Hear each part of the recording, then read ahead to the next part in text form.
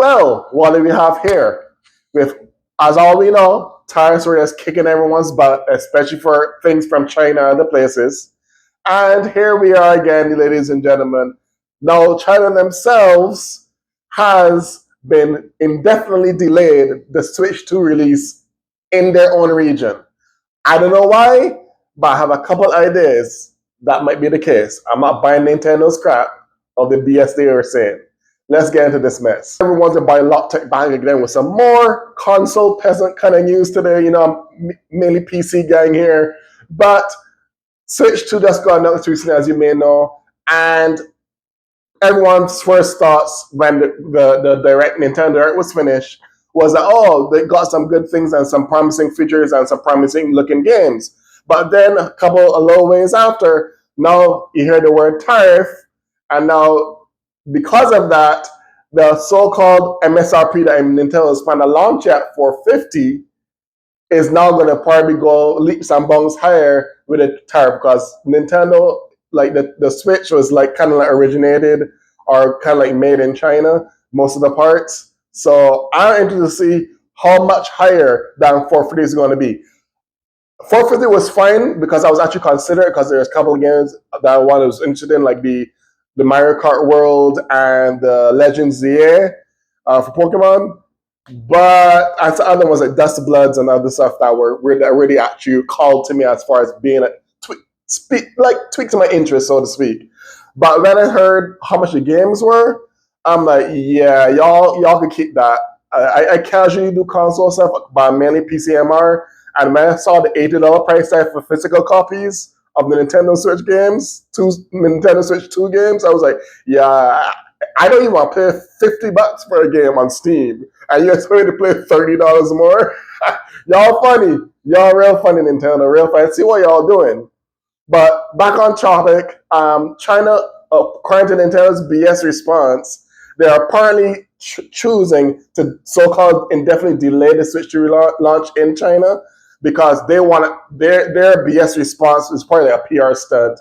They were saying, "Oh, we're just doing this because we want to see how popular it gets in China, but everyone else in the world is going to get the release on the release date that we announced. But China has to wait where you make the damn device." So I'm not buying that BS. I'm sure maybe because of the whole maybe tariffs not only affecting US, but I'm sure it has something to do with the tariff situation. But they're just too cowardly to admit that they're a big company can be actually scared or kind of cautious when it comes to the tariff stuff, because I heard some crazy percentage numbers for the tariffs from different regions, and I am 99.9% certain from all the stuff I've been seeing for months now with the tariff stuff, or leading up to the tariffs and after the tariffs were implemented, that all the big companies were shaking in their boots. Shaking, literally.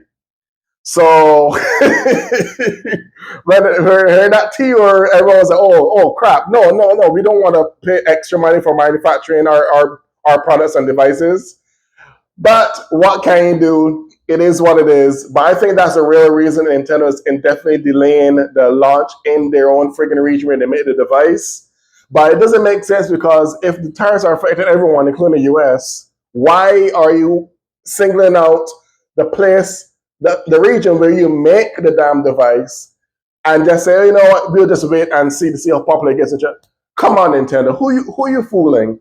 Who are you fooling? You had people waiting in Nintendo there with the games and stuff, the new features that Nintendo Switch 2 can do, but then you just sunk that shit the minute you said the pricing for the physical games. So y'all not pulling wool over my eyes, or anyone that's smart shoppers or been in this technology market for a long time. Y'all not fooling us with that BS PR stunt with a little excuse y'all giving. Y'all just want more money. So now you're becoming literally the Apple of the console department. That's literally what you're doing, Nintendo. You're already charging too much for the games and for the Switch and for your accessories for the Switch. You're already behind times. You're still not up to date to the newer consoles, graphic wise and hardware wise. And you expect not only do you want to pay more than the $450, which was already kind of high than I thought, higher than it should have been. But not only do you're expecting us people to pay that, but you also add another $80 plus, depending on what kind of game you get physically on top of that. So I'm just going to spitball here, guys, and I'm going to say at the end of the day, one game, physical game, and a Nintendo Switch 2 with no accessories, it's probably going to be six something. I guarantee you. But adding the tires and the game cost, yeah. Yes, I'm thinking six something, which is ridiculous. That's almost like a PS5 Pro. You might as well go PS5 Pro, and Sony's not even innocent in this situation because they've been going through mess recently too. So you see, this is why my happy self is going to stay at PCMR. It's not perfect right now, and it's stock for GPUs is crazy and prices are crazy, but at least it's consistent. Until then, this is boy Lock Tech signing out.